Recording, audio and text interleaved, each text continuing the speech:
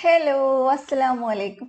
ഇന്ന് ഞാൻ ഭയങ്കര സ്പെഷ്യൽ ആയിട്ടുള്ള ഒരു റെസിപ്പി ആയിട്ടാണ് വന്നിട്ടുള്ളത്. ഷവർമ പോളയാണ്. നമ്മുടെ നോർമൽ ആയിട്ടുള്ള ഷവർമ പോളയല്ല. അതിൻ്റെ റെസിപ്പി ഞാൻ മുമ്പ് ഇട്ടിട്ടുണ്ട്. പക്ഷെ അതിൽ നിന്നൊക്കെ നല്ല ടേസ്റ്റ് വ്യത്യാസമല്ല. എന്നാൽ അതിനേക്കാളൊക്കെ കിട്ടുമായിട്ടുള്ള ഒരു സ്നാക്കാണ്. അപ്പം നമുക്കിത് ഒരെണ്ണമൊക്കെ കൊണ്ട് ഒരുപാട് പേർക്ക് കഴിക്കാൻ പറ്റും. അപ്പോൾ ഷവർമ ഇഷ്ടമുള്ളവർ എന്തായാലും ഇതൊന്ന് ട്രൈ ചെയ്ത് നോക്കുക. അത്ര ടേസ്റ്റി ആയിട്ടുള്ള ഒരു സ്നാക്കാണ്. അപ്പോൾ വീഡിയോയിലോട്ട് പോകുന്നതിന് മുമ്പായിട്ട് സബ്സ്ക്രൈബ് ചെയ്യാത്തവർ ആരെങ്കിലും ഉണ്ടെങ്കിൽ ചാനൽ ഒന്ന് സബ്സ്ക്രൈബ് ചെയ്യുക. അപ്പോൾ നമുക്ക് ലേറ്റ് ആക്കണ്ട.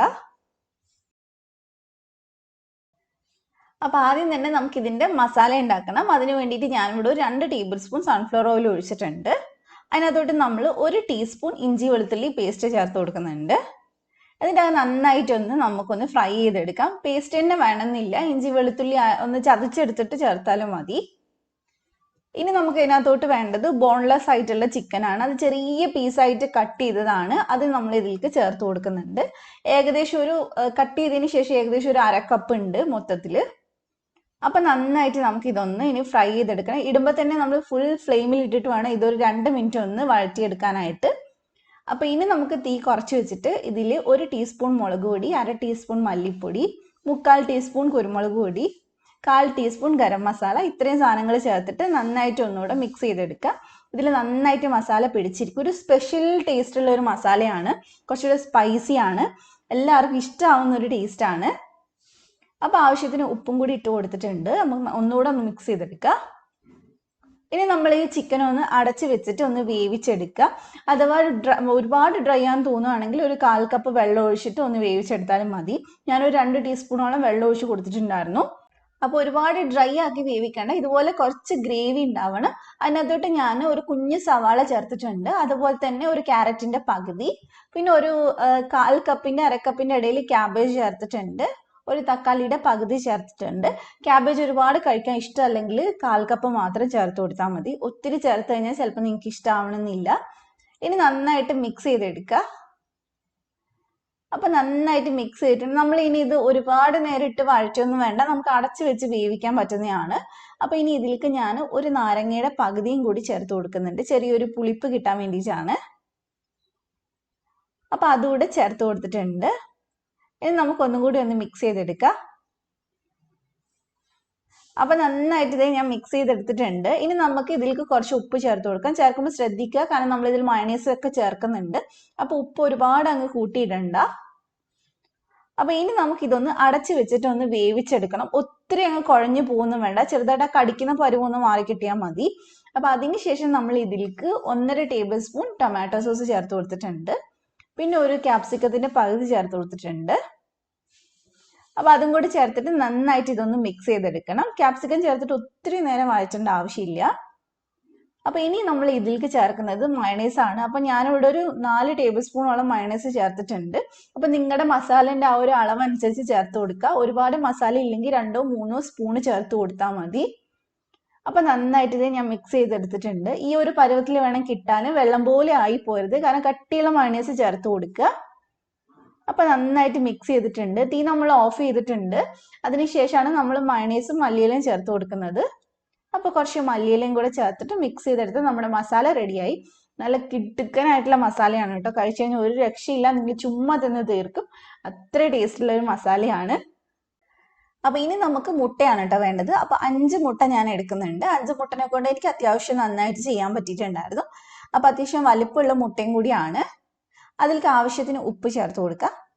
പിന്നെ നമുക്ക് എരിവിന് കുറച്ച് കുരുമുളക് പൊടി ചേർത്ത് കൊടുക്കാം. ഞാനിവിടെ 1/2 ടീസ്പൂണോളൊക്കെ ചേർത്തിട്ടുണ്ട്. പിന്നെ നമുക്ക് പാലാണ് വേണ്ടത്. ഒരു 1/4 കപ്പിൻ്റെ അടുത്ത് പാല് ചേർത്തിട്ടുണ്ട്. പിന്നെ പാല് ചേർക്കണം എന്ന് നിർബന്ധമില്ല, നിങ്ങൾക്ക് പകരം 6 മുട്ട എടുത്ത് ചെയ്താലും മതി. അപ്പം നന്നായിട്ട് നമുക്കിതൊന്ന് മിക്സ് ചെയ്തെടുക്കണം. അപ്പോൾ ഇത് നമ്മുടെ മിക്സ് ഇവിടെ റെഡി ആയിട്ടുണ്ട്. ഇനി നമുക്ക് വേണ്ടത് കുബൂസാണ്. അത്യാവശ്യം വലിപ്പമുള്ള കുബൂസാണ്, നല്ല സോഫ്റ്റ് ആയിട്ടുള്ള കുബൂസാണ്. അപ്പം നിങ്ങളുടെ കയ്യിൽ കുബൂസ് ഇല്ലെങ്കിൽ പകരം ബ്രെഡ് എടുക്കാം, ചപ്പാത്തി എടുക്കാം, അതൊക്കെ വെച്ചിട്ട് ചെയ്യാം. അപ്പോൾ ഇനി നമുക്ക് പോള ഉണ്ടാക്കാനായിട്ട് ഒരു സോസ് പാനിൽ കുറച്ച് ഓയിൽ ഒഴിക്കണം. എന്നിട്ട് അതൊന്ന് ചൂടാകുന്ന സമയത്ത് അതിലേക്ക് ഇത്തിരി മുട്ടയുടെ ആ കൂട്ട് ഒഴിച്ചു കൊടുക്കുക. കാരണം അടിയിലത്തെ ലെയർ ഒന്ന് സെറ്റായി കിട്ടാൻ വേണ്ടിയിട്ടാണ്. വളരെ കുറച്ച് ഒഴിച്ചു കൊടുത്താൽ മതി. എന്നിട്ട് തീ അങ്ങ് ഓഫ് ചെയ്യുക. അപ്പോൾ അടിയിലത്തെ ലെയർ മുട്ട ഒന്ന് നന്നായിട്ട് സെറ്റായി. അതിൻ്റെ മുകളിലായിട്ട് നമ്മൾ കുബൂസ് മുട്ടയിൽ മുക്കിയിട്ട് ഒന്ന് വെച്ച് കൊടുക്കുക. ഒരുപാട് നേരം മുക്കി വെക്കുകയൊന്നും വേണ്ട, ജസ്റ്റ് മുക്കി എടുത്താൽ മതി. പിന്നെ മുകളിലായിട്ട് ഒന്ന് മൊത്തത്തിലൊന്ന് ടൊമാറ്റോ സോസ് ഒഴിച്ചു കൊടുക്കണം. എന്നിട്ട് നമ്മൾ ഉണ്ടാക്കി വെച്ചിട്ടുള്ള ആ ഒരു മസാലയിൽ നിന്ന് പകുതി നമുക്ക് ഇപ്പം ചേർത്ത് കൊടുക്കാം. നമ്മൾ ഉണ്ടാക്കിയത് മൊത്തമായിട്ട് 2 ഭാഗമാക്കി മാറ്റിയാൽ മതി, കാരണം 2 ലെയർ ആയിട്ടാണ് നമ്മളിത് ചെയ്യുന്നത്. അപ്പോൾ പകുതി നമുക്ക് ചേർത്ത് കൊടുക്കാം. ഇനി നമുക്ക് ഇതിൻ്റെ മുകളിലായിട്ട് അടുത്ത കുബൂസും കൂടി വെച്ച് കൊടുക്കാം. മുട്ടയിൽ മുക്കിയിട്ട് വേണം വെക്കാനായിട്ട്. അഥവാ കീറിപ്പോയി എന്ന് വെച്ചൊന്നും കുഴപ്പമൊന്നുമില്ല, കാരണം കുബൂസ് കുറച്ച് സോഫ്റ്റ് ആയിട്ടുള്ള കുബൂസ് ആണെങ്കിൽ നമ്മൾ മുട്ടയിൽ മുക്കുമ്പോൾ തന്നെ ചിലപ്പോൾ കീറിപ്പോവുകയൊക്കെ ചെയ്യും, കുഴപ്പമൊന്നുമില്ല. അപ്പോൾ ബാക്കി മസാലയും കൂടി നമ്മൾ ഫുള്ളായിട്ട് ഇട്ട് കൊടുത്തിട്ടുണ്ട്. ഇനി നമുക്ക് വീണ്ടും കുറച്ച് ടൊമാറ്റോ സോസ് കൂടെ ഒഴിച്ചു കൊടുക്കാം. ഇനി നമുക്ക് ലാസ്റ്റത്തെ കുബൂസ് ഒഴിച്ചു കൊടുക്കാം.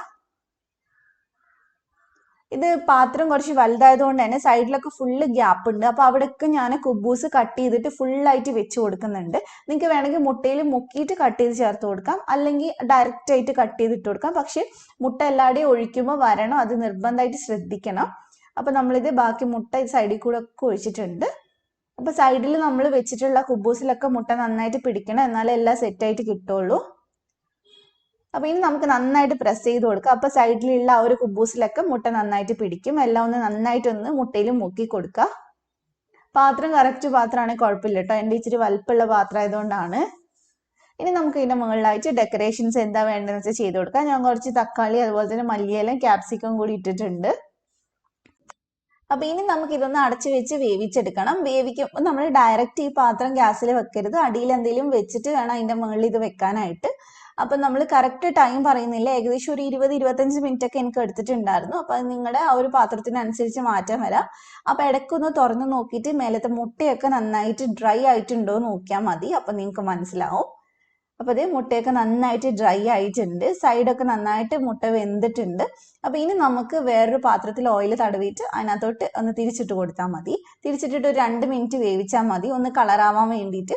അപ്പോൾ ഇത്രയേ ഉള്ളൂ. ഇനി നമുക്കിതൊന്ന് കട്ട് ചെയ്ത് നോക്കാം. കട്ട് ചെയ്യുമ്പോൾ തന്നെ നിങ്ങൾക്ക് മനസ്സിലാവും, നല്ല, കാരണം കുബൂസ് ആയതുകൊണ്ട് നല്ല സോഫ്റ്റ് ആയിട്ട് ഉണ്ടാവുക. അതുപോലെ തന്നെ ഉള്ളിലത്തെ മസാലയാണ് നല്ല ക്രീമി ആയിട്ടുള്ള മസാലയാണ്. അപ്പോൾ അതേ കാണുമ്പോൾ തന്നെ നിങ്ങൾക്ക് കഴിക്കാൻ തോന്നുന്നുണ്ടാവും. ഒരു രക്ഷയില്ലാത്ത ടേസ്റ്റാണ് കേട്ടോ. ഒറ്റ തവണ ട്രൈ ചെയ്ത് നോക്കൂ. നിങ്ങളിത് പിന്നെ ഇടയ്ക്കിടയ്ക്ക് ഉണ്ടാക്കാം. നമുക്ക് എന്തെങ്കിലും പാർട്ടിയൊക്കെ വരുന്ന സമയത്ത് ഉണ്ടാക്കാം, നോമ്പിന് ഉണ്ടാക്കാം, അങ്ങനെയൊക്കെ ഉണ്ടാക്കാൻ പറ്റുന്നതാണ്. അപ്പോൾ എല്ലാവരും ഒന്ന് ട്രൈ ചെയ്ത് നോക്കാം കേട്ടോ. അപ്പോൾ ട്രൈ ചെയ്താൽ മാത്രം പോരാ, ഫീഡ്ബാക്ക് എന്തായാലും പറയാം. അപ്പോൾ നിങ്ങൾക്ക് റെസിപ്പി ഇഷ്ടമായിട്ടുണ്ടെങ്കിൽ ലൈക്ക് ചെയ്യുക, ഷെയർ ചെയ്യുക. അതുപോലെ തന്നെ ചാനൽ ആദ്യമായിട്ട് കാണുന്നവരുണ്ടെങ്കിൽ ഒന്ന് സബ്സ്ക്രൈബ് ചെയ്യുക. എന്നിട്ട് തൊട്ടടുത്തുള്ള ബെല്ല് ക്ലിക്ക് ചെയ്തിട്ട് ഓളും കൂടെ ക്ലിക്ക് ചെയ്യുക. എന്നാൽ മാത്രമേ ഞാൻ വീഡിയോസ് വരുമ്പോൾ നോട്ടിഫിക്കേഷൻ വരുള്ളൂ. അപ്പോൾ മറ്റൊരു കിടക്ക് വീഡിയോ ആയിട്ട് ഇൻഷാ അല്ലാഹ് നമുക്ക് വീണ്ടും കാണാം. Thank you for watching.